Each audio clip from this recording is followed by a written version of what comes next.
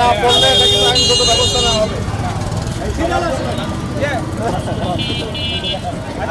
আজকে হেলমেট দেওয়া আছে, ভবিষ্যতে মামলা দেওয়া হবে। ধন্যবাদ।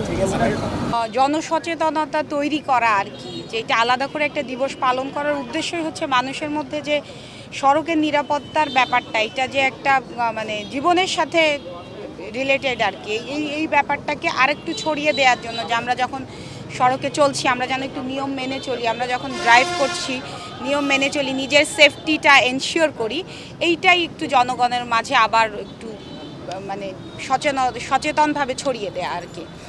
আর হেলমেট দেয়া এটা হচ্ছে আমাদের উপদেষ্টা মহোদয়, তিনি আমাদের এইভাবে গাইড করেছেন আর কি, যে আমরা সব সময় তো এটা দিয়ে মামলা দিই বা এক ধরনের জরিমানার ব্যবস্থা করা হয়, কিন্তু অনেক সময় আছে অনেকের হয়তো ওই উপায়টা নাই বা হয়তো হেলমেট নাই, তো স্যার বললেন যে আমরা যেন একটু আজকে উপহার দিই, অন্যদিন মামলা দিই।